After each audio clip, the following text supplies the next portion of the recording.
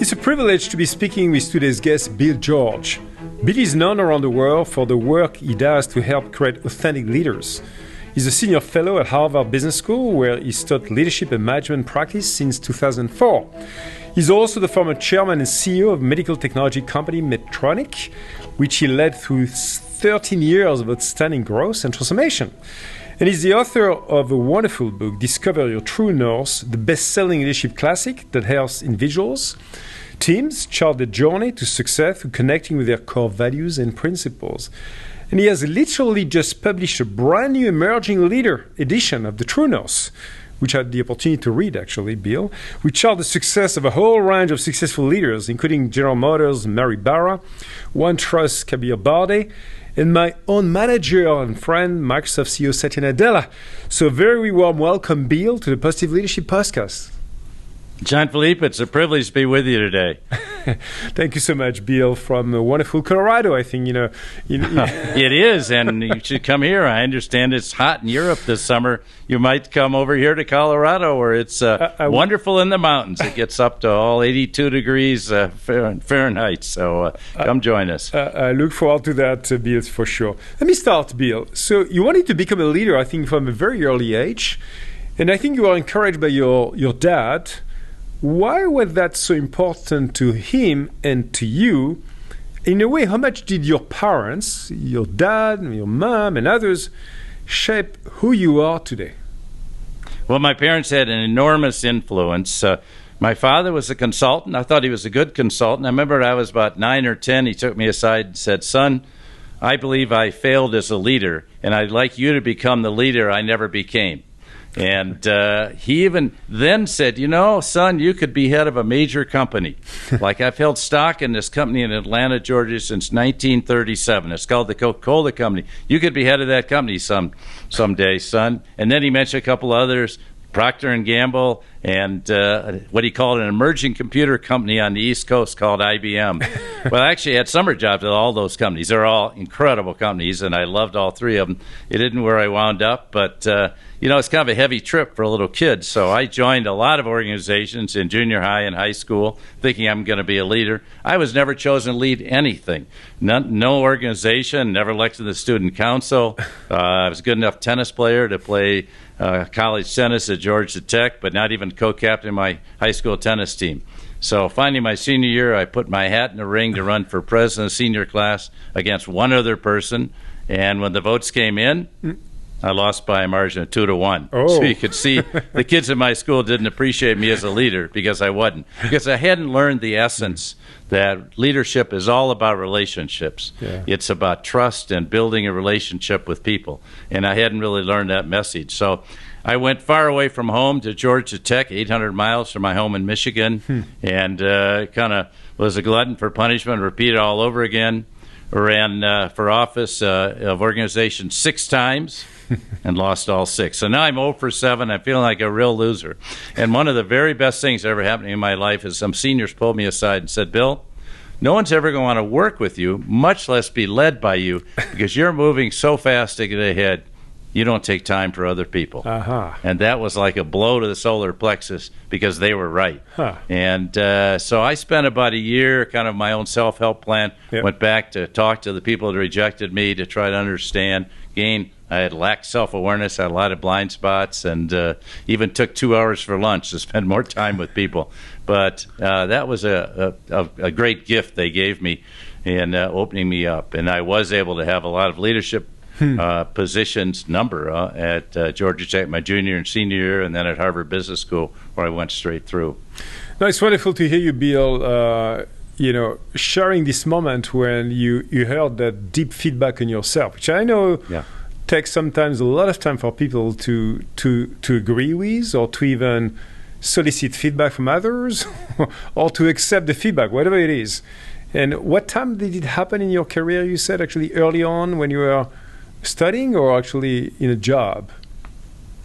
Well, I consider feedback the breakfast of champions. And so I've gotten a lot of that. In fact, I never teach a course at Harvard, Jean-Philippe, where I don't get detailed feedback from all the participants. My son used to say, "Dad, why do you put in red all the negative comments?" I said, "That's where I learn." And so it's interesting that I repeated that same thing when I was at Honeywell. And I had this idea in the back of my mind subliminally. I was actually, back to my parents, I was actually pushing my father away at the same time I'm receiving his messages subliminally. And my mother was really my role model of love and leadership, of how one should be. And she died when I was young, when I was 24. And I've missed her every day since that, but she's been my guide for values. She didn't care if I got A's or C's. She just said, you be a good person, be true to your values. But I was on the path at Honeywell to become CEO, probably one of the best jobs I ever had in my life. When I'm in late 30s, I was president of Honeywell Europe, Middle East, and Africa, based in Brussels. Loved every moment on a board in Paris, and everything about it was good. We came back early. I got a two-step promotion, the worst promotion of my life, because I'm very oriented towards people and being with the people, particularly the frontline people and the customers. And I had 9 divisions and 3 groups and a huge hierarchy. And I don't like bureaucracy. And I was chasing numbers. And so there was a day that I was en route, not to be immodest. I was one of the 2 leading candidates, probably the leading candidate to be the next CEO of Honeywell. It's about 3 years off. And I'd be doing turnarounds. And as soon as I got one turnaround done, they give me another set. Then they gave me a third set in aerospace and defense, which, frankly, is a very important business, but not the business I wanted to spend my life in. And we uncovered $550 million of cost overruns and almost sunk the company. It was real money in those days. But I was driving home one day, a beautiful fall day. But this time my wife Penny and I have been married about 15 years, had a son in junior high and one just going into high school. And looked at myself in the mirror, and what I saw was a miserable person, me. Now, how can you be miserable when you, to anyone on the outside, I was doing well? So I was losing it. I didn't use the term true north then, but I was losing my true north. I was losing sight of who I was. I always wanted to be a people person, helped other people. But I was grabbing for that brass ring, trying to become CEO. I even changed how I dress, wore cufflinks, which I don't wear, trying to impress everyone, say just the right thing to the board, and not be myself. Everyone else could see it, but I couldn't see it. And so the next day, the best one, I have had a men's group now that meets every Wednesday morning. We'll meet tomorrow morning for the last 45 years. Incredible. And at that time, it was about 15. And so I went to them, and they said, well, you turned Medtronic down 3 times for a job. Why? You told us that. Why'd you do that?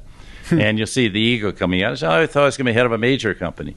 And Medtronic then was a mid-sized company. I said, why don't you give it a shot? So I thought about it a while, and I said, this may be where I want to be. And so I talked to the founder, CEO, board members about the mission and values of the company, restoring people to full life and health. And I eventually accepted the job in the number 2 position as President Chief Operating Officer. I remember walking through the door, and I felt this odd feeling I was coming home, like this is where I should be. And this is a group of people that we can work together, and I can bring people together to achieve this mission that the founder has given us, restoring people to full life and health. And I can tell you, it was the best 13 years of my career, and everything that's happened since then came out as a result of that. Well, wonderful to share so much of your life in a few minutes. Bill, if you don't mind, I'd like to kind of uncover some pieces of that life and the story of your life. And I love the fact you share the deep, I think, importance of the values coming from your family. You talk about your dad, who early on seeded to understand that leadership idea in your mind somewhere, somehow, to become a leader one day. But you also mentioned, of course, the importance of your mom and the way you basically endorse your values later on as well in your life. And I would say, in my case as well, keep enjoying so much the legacy of my past dad now in terms of the way he's been teaching me humility, but also work ethics. In a way, my mom has been also teaching me caring for others in a lot more genuine way in many ways. And so coming back to your life, Bill, clearly, you mentioned already, of course, some of the tragedies through your life. You mentioned your loss of your mom early on. I think you also had your fiancée passing away early on. And I think it's part of what you call the crucibles in your journey. So would you mind elaborating a little bit on what is a crucible? Because that word, certainly for a Frenchman, is not an easy one. I love it. I've seen it a couple of times. And I love the fact you've been using it in your book. What is a crucible in our lives? A crucible is when you go through that great challenge in your life where everything is stripped away and you have to look yourself in the mirror and say, who am I? What's important in my life? What is life all about? You know, when you're doing well, and I remember coming out of school, I'd done well in school, did well at Harvard Business School, I went to work in the government, everything was sailing. You start to think you're better than you are, and you don't realize that life is not always like that. And I hadn't encountered that. And my mother died. I was closer to my mother than anyone else in the world, being an only child. We traveled together a lot while my father was off consulting. But when she died, it was a great loss. But that was what I call, Jean-Philippe, the natural order of things. Parents die. And it's sad, but they do. But then I got engaged to be married to a woman from Georgia, where she was living about 3 blocks away from us in Washington. And about 6 weeks before the wedding, she started having headaches, and we checked it out, and they said there was no problem. I got a call 3 weeks to the day before the wedding on a Sunday morning, and her parents said she had died that morning. Later diagnosed a malignant, when they did the autopsy, a malignant brain tumor, a glioblastoma. And I was just devastated, because here's a woman that was doing great work in the Appalachia region of West Virginia and helping people out, and just to disappear. And I didn't get a chance to say goodbye. We talked the night before about final plans for the wedding 3 weeks away, but it never happened. And fortunately, I'm a person of faith, but my faith didn't have any answers. But my friends came around me, and I came back from that. But it was very hard. That was probably the lowest point in my life. I felt very much alone in the world. But it made me think about what's important in life. And really, it was about the relationship. And none of us knows how long we have to live. And being there, being genuine, being real, being there to help people every day. And that's what I took away from those two deaths that were kind of, in those days, about 15 months apart. And I think it's helped me ever since realize it's all about humanity. It's all about people. And can you be there and help people?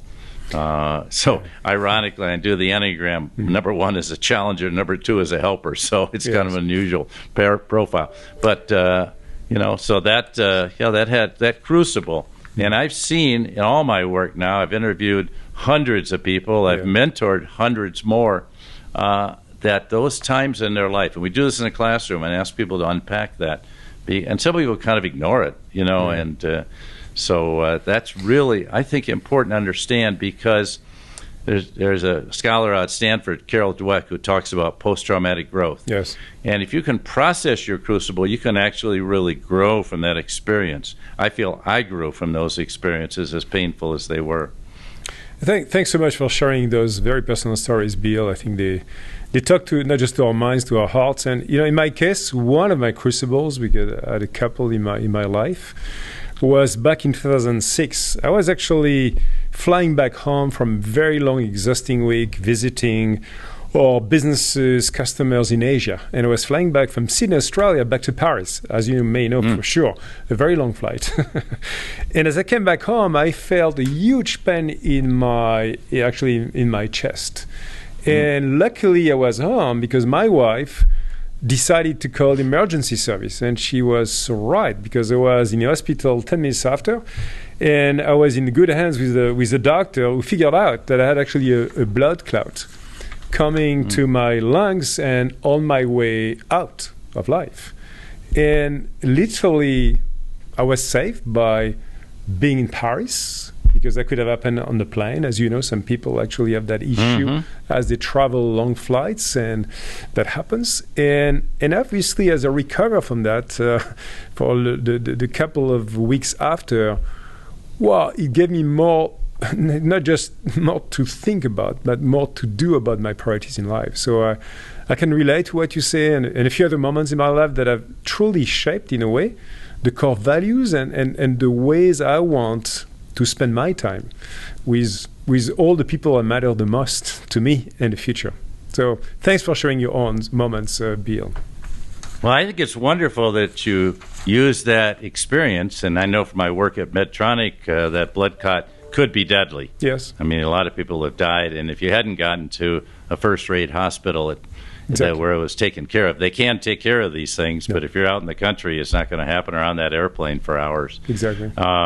And it's not just CPR or something like that. It's more serious. But I think it's wonderful I use that transform. I found a lot of people kind of deny their crucible and just say, well, nothing ever happened. I just go on. And then you're going to repeat the same things you did. Exactly. And rather than looking at your life. So you're probably a great example of that post-traumatic growth of thinking, how can I grow from this experience, rather than just, as I say, cutting yourself off at the neck and pretending it never happened. Yeah, absolutely, Bill. So let me shift gears, Bill, and reflect on some other podcast guests quickly I had also, and I know you're gonna actually know a number of them.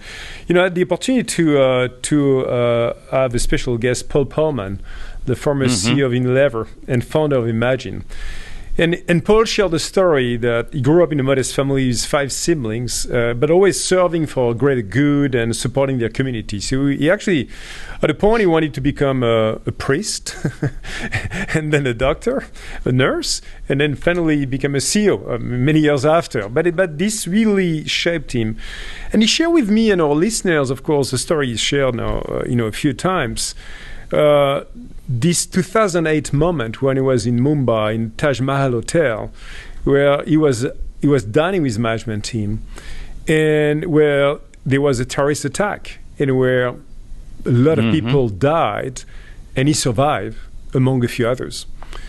And after that attack, I mean, that touched him, of course, so much to see people he loved basically not surviving. He decided to really give another meaning to his business life as well. And so this is when actually he got deeply engaged with transforming Unilever, as you know, with the Unilever Sustainability Plan, and have a deeper connection to the United Nations Sustainable Development Goals. So anyway, it's one example among a few I've seen, which are pretty amazing in terms of those crucibles and the way they connect with their lives, professional and personal lives. And so really I'd like you, Bill, to share, because it'd be something I would recommend people to, of course, read and see on the book, to visualize the way you define our compass. And for listeners, at the center, you've been putting the self-awareness. On the east, you'll find, I think, your sweet spot. On the south, you have your support team. And if you go west, you've got your integrated life. We'll come back to that later. It's an important concept, I think. And you have your values and principles at the true north as well. So I love you clearly to talk more about that compass, but in particular, I think a concept that people get less understanding of, the support team. And really define what the support team is all about in your life, and how it has played a critical role for you. Well, back to Paul Pullman, I'd say he's one of my closest colleagues in business. We met first in Davos in 2009, early 2010, shortly after he became CEO of Unilever. And he has been not only transformed Unilever, and we did programs. He asked me to take on authentic leadership programs for his people. We started with all of 15 people, and they've now done around 20,000. I've had to turn most of that over to colleagues. But he really has been very transformative of that great company. But beyond that, there's probably no better example of someone who leads with a sense of purpose, and he took on sustainability and climate change as his purpose. And I'm continuing to work with him with now an organization called Imagine, and he's continuing to do that. So a great example. Now, the compass, in fact, Paul used the compass in his own work to redefine what Unilever should be.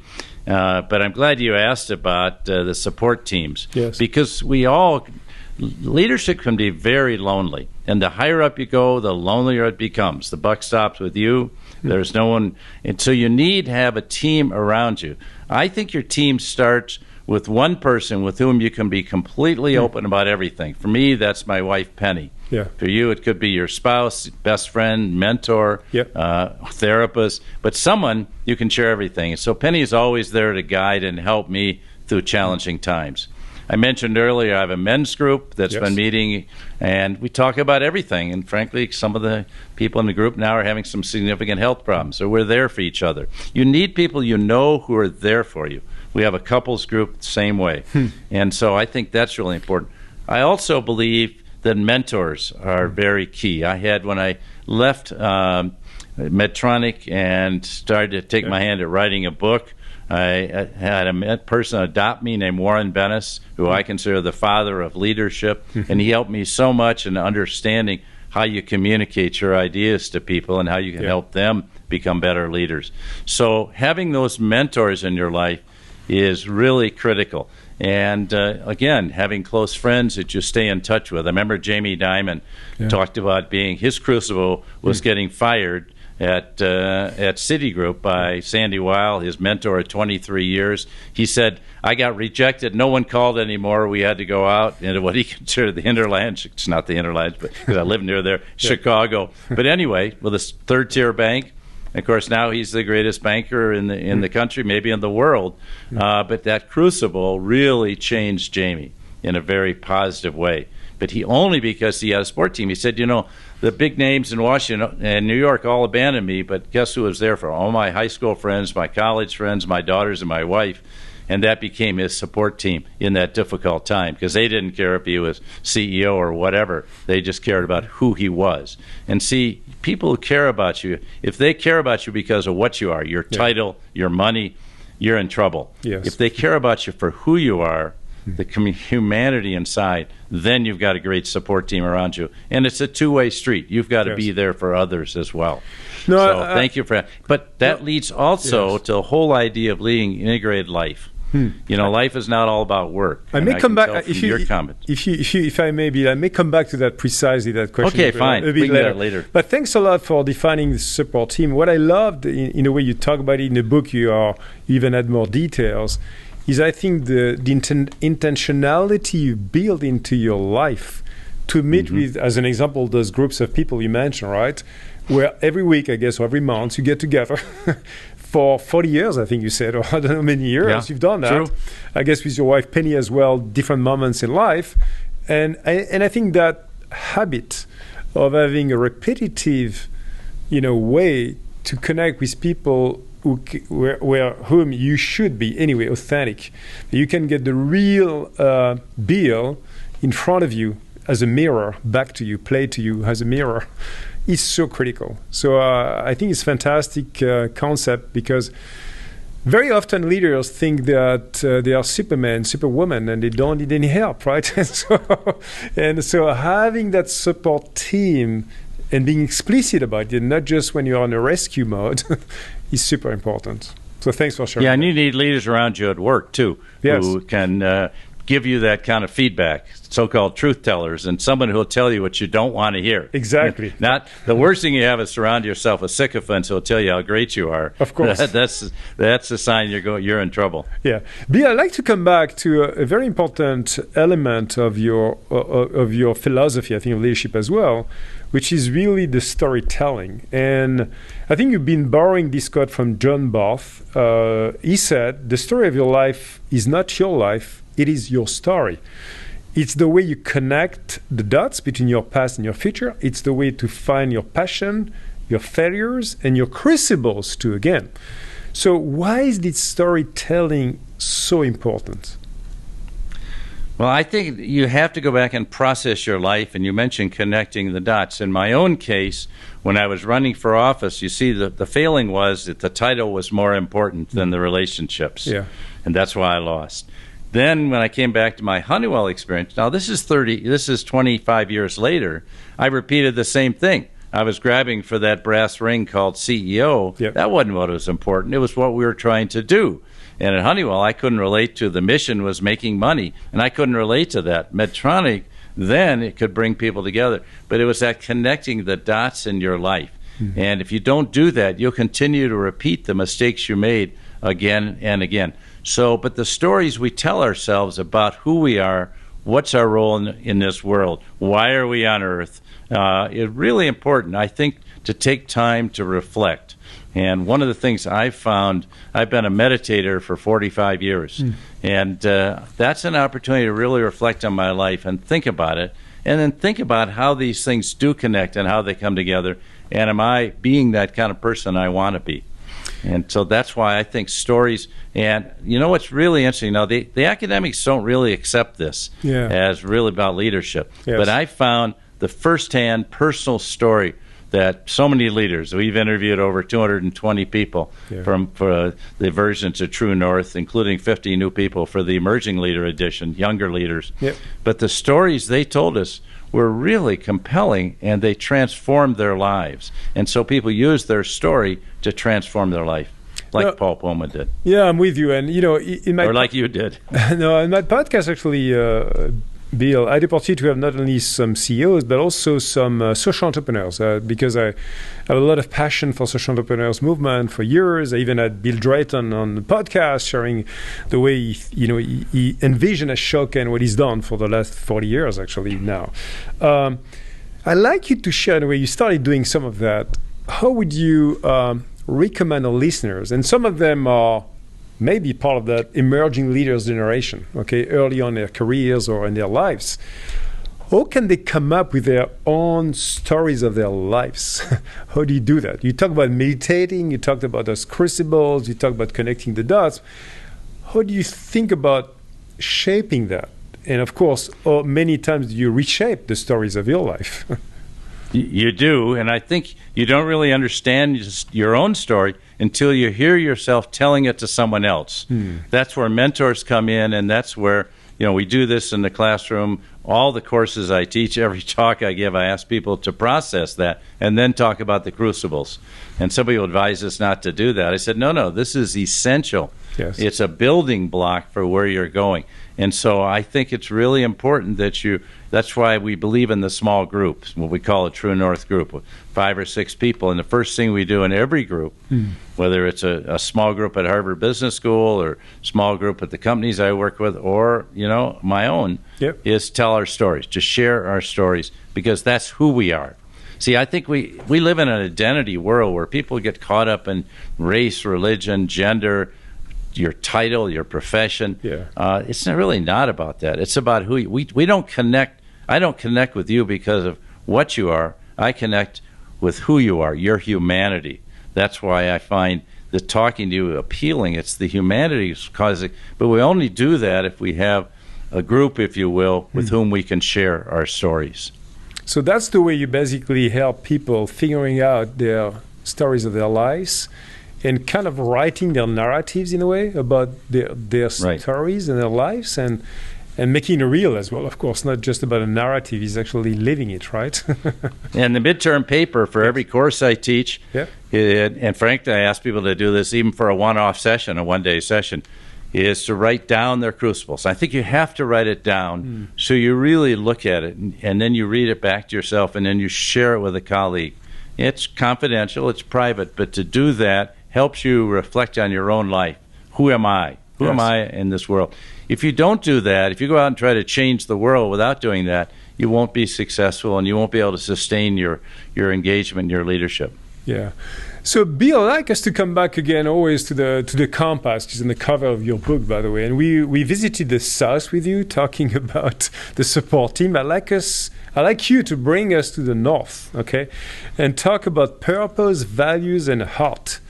How do these dimensions evolve over time? And how do you, again, recommend leaders, people who aspire to become real leaders, to think about that purpose, definition of raison d'être on French, and values and heart to guide their lives and their contribution to the world? Well, leadership today is leading from the heart. And if you think about it, over 100 years, we led with our hands. You know, I mean, we worked with our hands. I'm an industrial engineer trained at Georgia Tech. I was putting stopwatches on people to look for the efficient use of their hands. Seems crazy today, but that's what we did in the 60s and 70s. Then, starting about 1980, it became the head, if you will, the IQ, the brilliance of the IQ. And people even thought, my friend David Gergen even said, we thought that the smartest person in the room made the best leader. That's simply not true. And so today, we're in an era of leading with our heart. Now, what do I mean by your heart? Your heart is where your passion resides, where your compassion for the customers and the people you serve as a servant leader. Empathy, having empathy for the problems that your colleagues and people around you and your family, everyone's had difficult times. And then finally, courage. And courage is a subject that's not well understood. You learn this through dint of challenging experiences, and then having the courage to be who you are and stand for something. And that's very close then to how you shape your values. And I would contend that we connect through our hearts, not through our heads. And those are all matters of emotional intelligence.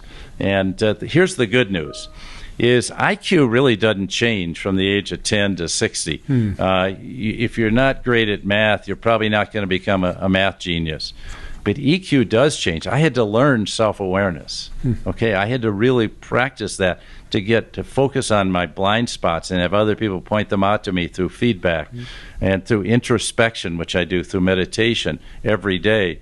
That's processing that's helped me gain that. But these qualities you get out of there. And then are you doing something that you feel really good about? You feel positive. You bring a positive energy over it. You have a passion for it. In my previous jobs at Litton Industries and Honeywell, they were considered engineers companies. You check your passion at the door. Well, that means I only bring in half of myself. I bring in my brains, but not my heart. And why shouldn't I? Why shouldn't I be concerned? Oh, my colleague Jean-Philippe just had a heart attack. He had something happen. He had blood clot. Oh, my God, I've got to go to the hospital and see him, see what's happening. How can I help him and be there for his wife or whatever? See, if you don't have that, you're not. That's what people remember. They remember your humanity. And that's really important. And I think when you process your crucible and it opens the door, maybe in your case it said, oh, I've got work to do.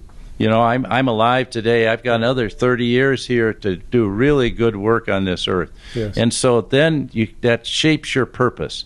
It's hard to find your purpose when you're 15, 20 years old. You can find your true north, who you are, but then that leads you to what I call your North Star. And that's that fixed point in the sky at your purpose. You know, as I went back and processed, people said, oh, your purpose changed over time. Actually, it really didn't. I was helping people get through college by mentoring, by coaching them. I was trying to shape people that I was close to in college as leaders. That really hadn't changed. That's all I do now. I'm not CEO of anything. I'm not president of anything. I am just trying to help other people become better leaders because that's my purpose. And because I think if people become better leaders, then it's that, you mentioned ripple effect. It's that huge ripple effect that they have on other people. And I can tell you the opposite of that are toxic leaders that have an incredibly negative effect. So I think these things you mentioned, leading with your heart, values, and purpose are all connected.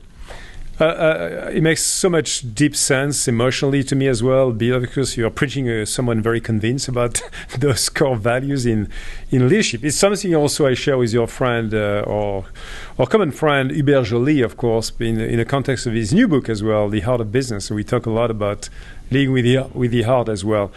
Now, I'd like to come back a little bit about the ripples of positive leadership. I shared that with you, Bill, early on, and I said, and I think you kind of agree with me that you got to start with yourself. Me, I, who am I? And you mentioned, of course, the way you can work on yourself, the way you can get feedback, you can get mentoring, can get support team, and so on and so forth. But I'd like you to share more on that authentic leadership definition that you've been discussing in your book as well, and in particular, the way you've been talking about transformation from I to we as one of the most important change we all have to do if you really want to become that servant leader you discussed. So how did you learn yourself, if you could share, the way to move from I, me, Bill, to we, and what would be your practical advice to our listeners to follow your path? You know, early in life, everything is about performance, basically as an individual, except I played a lot of sports, football and basketball. I wish I'd played soccer in those days. We didn't have any soccer. But I played tennis. But, you know, a lot of it's judged on how you do as an individual contributor. You get good grades. You take tests, you get into the right university, you come out of there, your first jobs are as an individual contributor. We're often judged as that. But you've got to make that transition from I to we. Mm-hmm. And I think you come out of it, when you come through the I position, you start to think people are there to serve you. And that's just wrong. I believe we're all servant leaders. We're there to serve other people. And if we do that well, then we become we leaders. Now, some people will use the we language, talk about I. Well, what's the difference? See, we leaders are primarily concerned with the welfare of their people, the development of their people, and reaching their full potential. I'd like to think that's my goal, that I can help people reach their full potential. A friend once was being critical of me. She said, you know, I think you take vicarious pleasure from the accomplishments of others. Huh. And rather than getting defensive, I thought about it, and I said, yes, that's what I do. If I'm working with someone, if I'm mentoring someone, and their company does well, I don't take any credit, but I feel great. And I think it's, if you can build a team and see your teammates do well, give them the credit. If things go wrong, you take responsibility and step in front of them. But if things go well, give them the credit. I leaders take the credit for what other people do, and they create a toxicity. That, frankly, that's why people quit, because I don't want to work for a person like that. And so I think we all need to make this transition that if we're going to be really great leaders for other people, and we bring that positive energy to them, and we become we leaders who inspire other people to do their best, to work together as a team. That's our job. So as an authentic leader, our job is really to align people around a sense of purpose, and a set of values. And if we have that common purpose, then we can work together as a team to achieve a greater goal. And the team can achieve a much greater goal than I, if you want to go back to that, ever could as an individual. No, thanks so much, Bill, for again detailing the power of we. I think it's so powerful to move to the we, but it's not an easy path. I would say you got to work on it and starting again, knowing about yourself.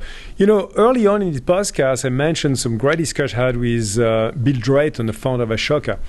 And when I think about leaders who natively are inspiring, are mission-led, I often think about social entrepreneurs in the world because they are just doing something that is bigger than themselves. They serve others to accomplish a mission on the planet or for others or other communities. And when I was discussing with Bill, you know, we had a deep discussion about what he's calling the systems of change, in particular the concept of team of teams. And I know there's been also a wonderful book on team of teams in a different context.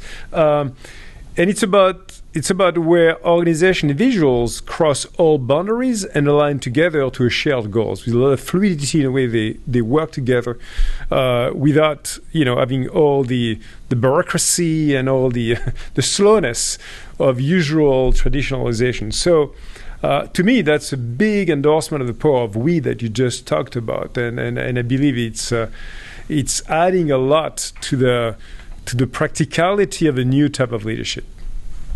Well, I absolutely believe that. See, as leaders, we start leading teams of people. But if as we progress and try to become better leaders, then our job becomes to become leaders, become a leader of leaders. And that's what the team of teams is.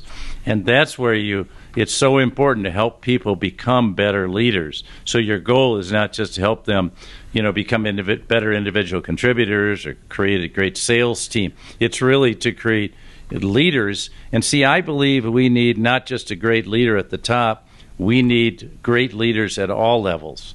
And in a global organization, we've got to have hundreds of leaders, but they have to be aligned around purpose and mission. They don't align around $3.91 a share this year. No. They will. You think they do, but they don't. But people will align around a common purpose and mission. And when you get out in a global company and you get out in a country where, what do you do in South Korea when you're confronted? What do you do when you're in Russia and someone asks for bribes? You know, and maybe they do it in a veiled way, but you know what it's going. You need to go back to those core values, and that's what links people. Sam Palmisano transferred IBM from MBO, management by objectives, to leading by values, because oftentimes, you know, business often is done in the gray area, and things are not so-called black and white. And I think those values are what help you think through a problem. What is our company's values? What are my values? Yeah, absolutely, Bill. And I like now to actually enter kind of the last part of our podcast. Unfortunately, time is going very fast. I'd like to talk about some of the new developments that have happened last couple of years around ourselves. You know, with the pandemic, obviously, many people had somehow more time in a way, or different type of times, to reflect on their lives. And so what is your advice to listeners who actually want to be more authentic, to become more authentic leaders? What can they do at their very first step practically today without waiting? Well, the first thing you could do is process their life story and understand their crucibles. And then they know who they are. And then they can start working with colleagues to be that real person. Now, here's the issue, is a lot of people are afraid to be who they are. And I believe that if you can be vulnerable and say, Jean-Philippe, I'm sorry I offended you. I made a mistake. That's being vulnerable. Or you ask me a question, I don't have all the answers. I don't know. I'll try to get you the answer to that. Or would you help me solve this problem? People will. And I think you change that approach from kind of being the know-it-all. And Satya Nadella at Microsoft transformed the entire company from know-it-all to learn-it-all. Look, I feel like I'm still learning. When I talk to you, I'm learning. I'm learning every day. But when you stop learning and you say, yeah, I kind of know it. I just want, you to be impressed with how much I know. You're not impressed. But if I can learn from you, everyone, then we start to connect. And so I think that's essential in being that authentic leader with people. So do you learn from your teammates? I never had a job where I knew as much as the colleagues that work with me. Never in my entire career. So the only thing I could do is pull out the best of people and learn from them and bring people together as a group to solve problems. And I would be kind of the person to ensure we solve the problem. We didn't just put a Band-Aid over it. We got to the root cause and we solve the problem and bring people together to do that. But I was never the expert in my life, so I had to depend heavily. When I went to Medtronic, I knew nothing about medicine. I teamed up with a medical doctor who was our vice chairman, and we became partners. And so I relied heavily on him. But I relied on a lot of other people, too. I can feel your growth mindset, Bill, all along your journey. See, it's vibrating on the mic. I can hear it. Bill, building on what you just said about the pandemic and the reflections of people, I think there's been a very important element that you describe in your book called integrated life. That people realize, and not just realize, want a lot more these days. Integrating your work and home life is probably one of the most difficult challenges for leaders, at least to do something about it concretely. So coming back to your authentic leadership compass, where you talk about that integrated life of a leader, what would be your top 3 steps you recommend basically for people to take on to drive and build that integrated life? What would that be? Let me start by saying I wrote my book for emerging leaders really as a post-pandemic book. Now, as we speak, the pandemic has become endemic, and people still have it. But I think we've never had an event in my lifetime. Now, look, I didn't live through the ravages of World War II, where the whole world was upset. But since then, we've never had an event, including the Vietnam War, which has been as traumatic to everyone in the world as COVID. And what it's done while we are sitting at home, it's causing us to reflect on what do we want out of life. Now, in some ways, this led to people leaving their jobs, feeling, I don't have a sense of purpose in my work, and making career changes. But it's caused everyone to reflect what I want out of my life. And by the way, my kids are telling me, oh, it's great to have you at home more, Dad. You're not traveling as much. But it really, I think we all need to do that. And so I think to think about, your life in a series of areas, what we call buckets. Yep. Your work life, obviously, but more importantly, your family life, your spouse and your kids, your personal life, which I think is very important that you have a personal life, whether you go for a long walk or a jog or something to introspect. And then your friends and community. And you could put those in 2 buckets or 1 bucket. But are you nurturing each aspect of your life? If you're only doing just the work, and my son was traveling 500,000 miles a year and he had to change his life, he's so much happier now and so much time with his daughters and much better strength of his marriage. But you just can't, and I think, we have leadership is a long journey, and it's like I love to climb out here in the mountains of Colorado. There are some ups and downs. You get to the top of one mountain, and you got to go down in the valley to the next one. Well, leadership is a bit like that. So don't think it's a rocket ship to the moon and then you become CEO. It's not that at all.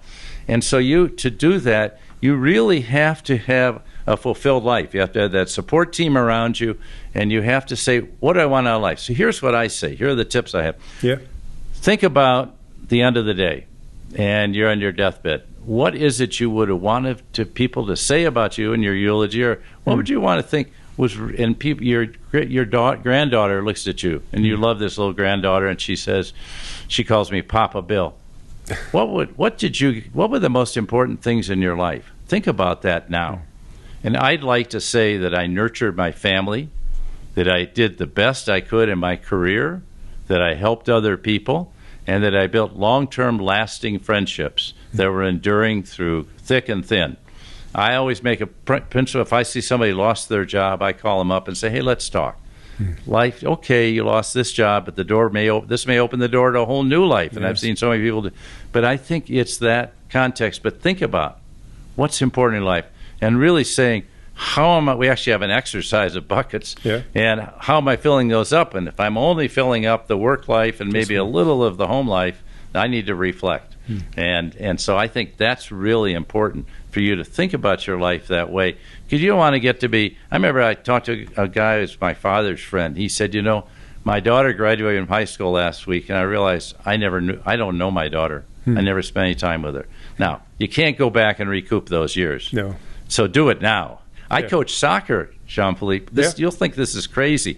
While I was EVP of Honeywell and CEO of Medtronic for 12 years. Now, the last 4 years, I wasn't good enough. The kids are all going to play university soccer, so I brought in a college coach. But nonetheless, I was there. We traveled all over the world. We came to France to a tournament when they were 18. We went to Sweden when they were 14.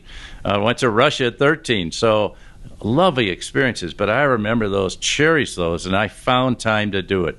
So think about your work and actually think about how you're devoting your time, and then be very conscious, because I can tell you most of your companies and people listening to this will take all of your time if you give it to them. But you won't be a good leader for that company if you're one-dimensional. And so you need to nurture all those aspects of your life. No, this is so true, Bill, and this is so clear in terms of being a lot more planful about your time and the way you really want to spend your time on the right set of priorities across all the buckets you mentioned. And I think we don't do enough of that too often. And being thoughtful and deeply planful about the way you're going to dedicate your times with the support teams, with your passion, by teaching soccer, which I love playing, by the way. I'm playing less of now these days, but I'm watching the games. And other things that I and you do love to do in your life. So love a lot your legacy in many ways that you share with us, Bill. Last question. I'm afraid we are coming to the very last question, Bill. I think you have a lot of passion, and so do I, actually, with the new generation, okay? Because I think in a way it's something where we have a lot to give back to and to learn from as well. And you spent 20 years speaking to leaders, at the very top of the organization, CEOs of large companies. And now you've been also engaging with many conversations with young emerging leaders, as you call them, right? Particularly in the new edition of your book. When I read actually the 2 editions of your book, the last one, new one, I was looking for the new things. And I picked the table where you define the change between the 20th century leadership and the 21st century leadership. And what I noticed is 3 things, actually. One is you suppress one characteristic, which is a surprise to me, to be honest with you. Being US-centric to become more of a global citizen of the world. I didn't see that anymore in the new definition. I'd love to get your thought on it because I believe that not just the US, any country in the world would need a lot more global awareness, but that's my conviction. And you've been adding two characteristics on the table. One is authentic leadership that we discussed a lot together in this podcast. And the second one, of course, is also empowering leadership. So would you mind telling us your framework and what you capture out of those discussions with all those new emerging leaders? Well, I think the emerging leaders today are global, and they've lived all over the world, and you have to be. We live in a global world, so I didn't call it out specifically. But the reason we need emerging leaders, you and I have had our shot at line leadership. You're still doing it. I've moved on. But nonetheless, your success is going to be determined by how you inspire and bring positive energy to all the emerging leaders that are coming along. If you think about it, I was raised in an era where we were, and the business schools taught how to manage through stable times. The last 20 years have been anything but stable. We've careened from one crisis to the next, from 9/11 to the financial meltdown to COVID to now the war in Ukraine to inflation, recession. Who knows what's ahead? Yeah. So leaders today the younger leaders have lived through these crises all around the world. And I think it's that adaptability that they bring to it that's going to be critical for their success. So I think it's time for these emerging leaders to step up and take over. I think in many ways the baby boomers have had their shot. And I think what we should do is we should move in that era of generativity where we have wisdom we can share with other people to inspire their leadership like you're doing. I think that's so important that we do that we recognize that new phase of our life. We don't retire, we don't just check out, but we devote ourselves to helping younger leaders learn to bring wisdom, because you can't get wisdom that you have when you're 20 years old, because it comes from life experience. But I do think it's time for the new leaders to come in. Now, one of the ideas that's very different is I grew up in an era of command and control, and I didn't like it. No one was going to command and control me, and I didn't want to be that kind of leader. But those leaders, epitomized by Jack Welch, who was a great leader in the 80s and 90s, and even in your company, in Microsoft, one of the great leaders, probably the greatest business leader in the world today is Satya Nadella. Why? Because he transformed everything from know-it-alls to learn-it-alls, but also he brought empathy. Why did he bring empathy? Well, he learned that through his son Zane, who was born with cerebral palsy, who tragically passed away this winter at age 26. But he brought, it wasn't like Zane, he was learning from his own son about the challenges of life. And he brought that to everyone at Microsoft. And I've seen a transformation of this great company. I think a lot of companies need to go through the transformation. But I like to think of the leader who empowers people as more of a coach than a director. And so coaches care for people. And people say people won't listen to you until they know you care about them. Yes. And then, you organize people. It's like a great soccer team. You've got to get everyone in the right position on the field. That's what I call their sweet spot, where you're highly motivated and you're really good at. Play to their strengths. Why play to their weaknesses? And, then I think you've got to get people, as we talked throughout this broadcast, aligning them around mission and values. Yeah. And when you can do that, you then challenge them. You can step up and bring us you're not reaching your full potential. You can do it. And then finally, I can help you do that. Let me show you, let me bring some other people in. Maybe I'm not the expert. I'll bring people in who are. We're working on a computer installation. We've got to bring in the experts to help it. So I think the leader as coach is the way and that's the way you become a leader of leaders, is to help others become better coaches for their own people. Well, Bill, thank you so much. I mean, from the bottom of my heart, and for all of the listeners, for talking to our hearts, and I think for inspiring all of us to living our true North Star every day. So thanks so much, Bill, for this wonderful moment, and looking forward to stay in touch with you, because I think what you do, makes a lot of difference and impact in the world. Well, thank you, and I look forward to being with you. Maybe I can see you in Paris. I haven't been there in a couple of years because of COVID, and I'm looking forward to being back. So thank you, Jean-Philippe. Thank you so much, Bill.